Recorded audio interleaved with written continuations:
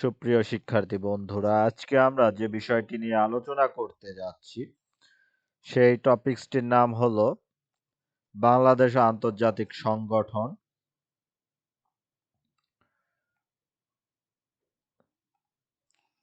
পৃথিবী নামের এই গ্রহটিতে অনেকগুলো দেশ আছে।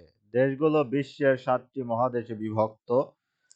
স্বাধীন সার্বভৌম ক্ষমতার অধিকারী হলেও দেশগুলোর পক্ষে একা চলা সম্ভব নয়।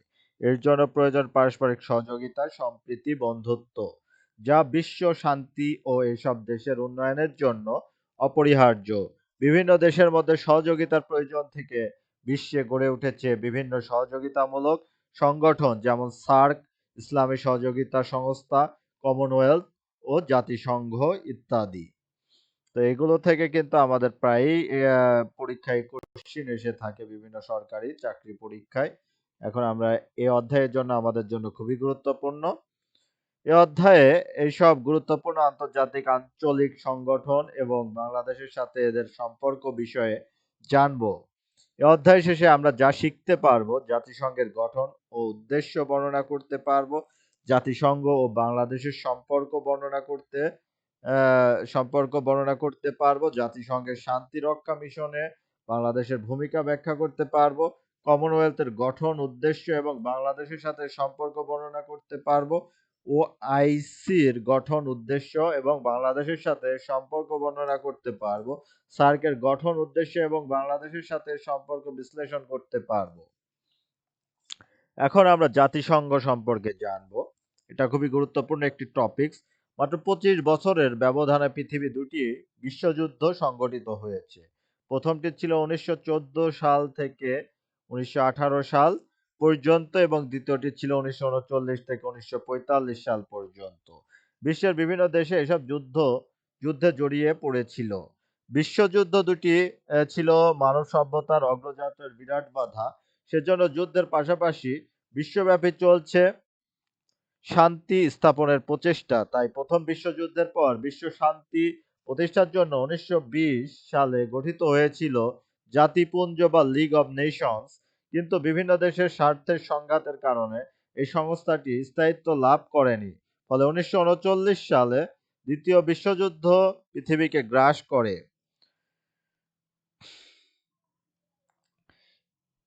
এই যুদ্ধের বিভিন্ন দেশের ব্যাপক ক্ষতি হয়। আণবিক বোমার আঘাতে জাপানের দুটি শহর হিরোশিমা ও নাগাসাকি সম্পূর্ণ বিধ্বস্ত হয়। দ্বিতীয় বিশ্বযুদ্ধের ধ্বংসলীলা দেখে বিশ্ববাসী শঙ্কিত ও হতবাক হয়ে যায়।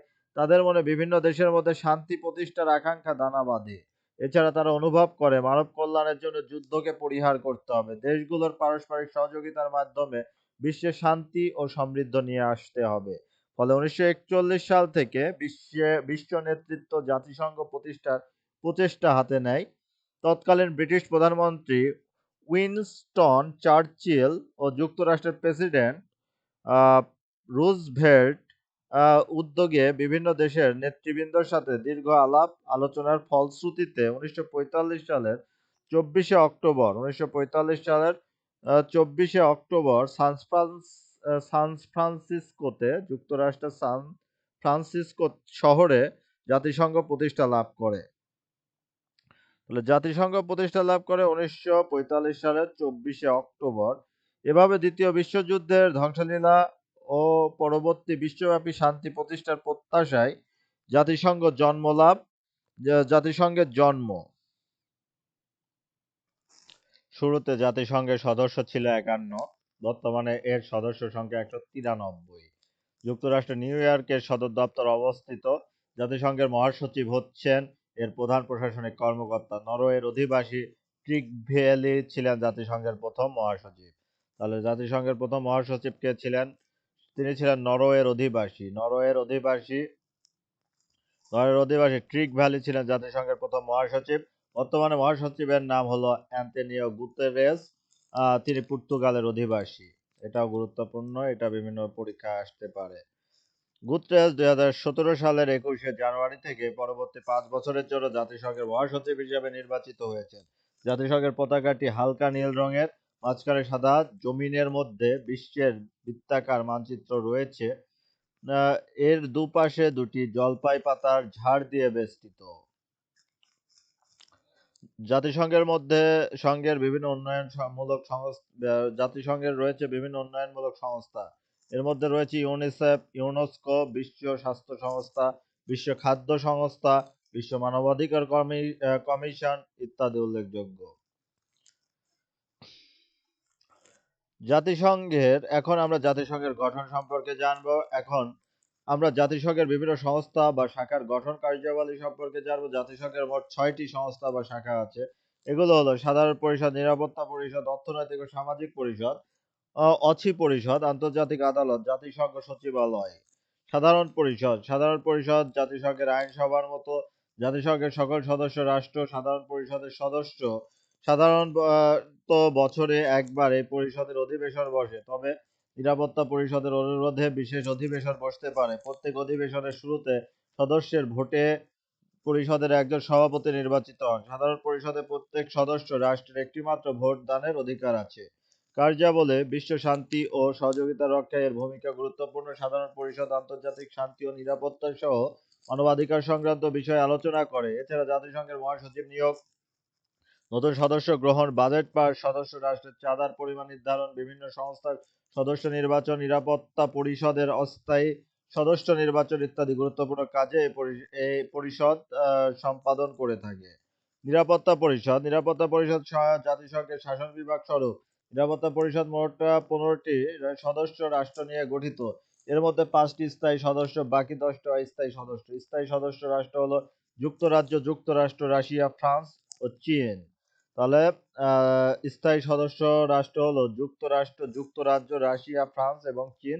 এরা বৃহৎ পঞ্চশক্তি নামে পরিচিত। অস্থায়ী সদস্য প্রতি 2 বছরের জন্য নির্বাচিত হয়। জাতিসংঘের সবচেয়ে গুরুত্বপূর্ণ এবং শক্তিশালী শাখা হচ্ছে নিরাপত্তা পরিষদ। বিশ্ব শান্তি এবং নিরাপত্তা রক্ষার মূল দায়িত্ব নিরাপত্তা পরিষদের। এই পরিষদ আলাপ আলোচনার মাধ্যমে আন্তর্জাতিক বিরোধ মীমাংসার চেষ্টা করে। অগ্রাসী রাষ্ট্রের বিরুদ্ধে অর্থনৈতিক ও কূটনৈতিক অবরোধ আরোপ করে। এই চেষ্টা ব্যর্থ হলে সামরিক শক্তি প্রয়োগ করার ক্ষমতা রাখে। তাছাড়া নিরাপত্তা পরিষদ শান্তি প্রতিষ্ঠা ও যুদ্ধ বন্ধের জন্য কোথাও জাতিসংঘ শান্তিরক্ষা বাহিনী মোতায়েন করতে পারে। মোট কথা, আন্তর্জাতিক শান্তি ও সম্প্রীতি রক্ষার লক্ষ্যে প্রয়োজনীয় সকল কাজ এই সংস্থা করে থাকে। অর্থনৈতিক ও সামাজিক পরিষদ বিশ্বকে অর্থনৈতিক এবং সামাজিক ক্ষেত্রে এগিয়ে নিয়ে যাওয়ার জন্য এই পরিষদ গঠিত হয়েছে। বিশ্বের উন্নয়নের ভূমিকা গুরুত্বপূর্ণ। গঠন: অর্থনৈতিক সামাজিক পরিষদে মোট 54টি সদস্য রাষ্ট্র নিয়ে গঠিত। বছরে কমপক্ষে 3বারের অধিবেশন হয়। প্রত্যেক সদস্যের একটি করে ভোট দানের অধিকার আছে। সংখ্যাগরিষ্ঠের ভোটে যে কোনো সিদ্ধান্ত গৃহীত হয়।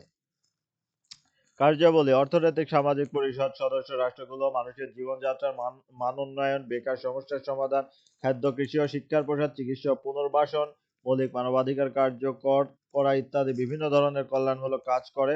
এছাড়া বিভিন্ন জনকল্যাণমূলক বিষয়ে সাধারণ পরিষদে সুপারিশ প্রেরণ করা এই পরিষদের অন্যতম দায়িত্ব। অসি পরিষদ বিশ্বের যেসব জনপদের পৃথক সত্তা আছে কিন্তু স্বাধীনতা ও সার্বভৌমত্ব নেই এবং অন্যের রাষ্ট্রের তত্ত্বাবধানে পরিচালিত হয়, তাকে অসি এলাকা বলে। এইসব এলাকার তত্ত্বাবধানের দায়িত্ব জাতিসংঘের অসি পরিষদের। এবার গঠন: অসি এলাকার উপরে শাসন ক্ষমতার অধিকারী জাতিসংঘের সদস্য রাষ্ট্র নিরাপত্তা পরিষদের স্থায়ী সদস্য ও নির্বাচিত অন্য সদস্য নিয়ে অসি পরিষদ গঠিত। এর কোনো সুনির্দিষ্ট সংখ্যা নেই। অসি এলাকার সংখ্যার উপরে ভিত্তি করে এর সদস্য নির্ধারণ করা হয়। কার্যাবলী: অসি পরিষদের মাধ্যমে জাতিসংঘ বিশ্বের অনুন্নত অঞ্চলের তত্ত্বাবধানের দায়িত্ব নেয়। অসিভুক্ত অঞ্চলের উন্নতি এবং এলাকার অধিবাসীদের শিক্ষা প্রদান, সচেতনতা সৃষ্টির মাধ্যমে স্বায়ত্তশাসন এবং স্বাধীনতার জন্য উপযুক্ত করে গড়ে তোলাই হচ্ছে অসি পরিষদের দায়িত্ব। এছাড়া অসি এলাকায় শান্তি ও নিরাপত্তা নিশ্চিত করা, অসি এলাকার জনগণের আবেদন ও অভিযোগ পর্যালোচনা করে ব্যবস্থা নেওয়া, অসি এলাকা পরিদর্শনের মাধ্যমে বাস্তব অবস্থা দেখা এবং প্রতিবেদন পেশ করা অসি পরিষদের কাজ। আন্তর্জাতিক আদালত: বিশ্ব শান্তি প্রতিষ্ঠা ও সংরক্ষণের জন্য বিভিন্ন দেশের মধ্যে বিবাদ মীমাংসার লক্ষ্যে আন্তর্জাতিক আদালত গঠন করা হয়েছে। সদর দপ্তর হলো নেদারল্যান্ডসের দি হেগ শহরে। তাহলে আন্তর্জাতিক যে আদালতটি রয়েছে সেই আদালতের স্থান হলো নেদারল্যান্ডের হচ্ছে হিগ শহরে সেটা অবস্থিত। এটা গুরুত্বপূর্ণ যে নেদারল্যান্ডের হিগ শহরে কি অবস্থিত আন্তর্জাতিক আদালত, বা আন্তর্জাতিক আদালত কোথায় অবস্থিত? নেদারল্যান্ডের হিগ শহরে।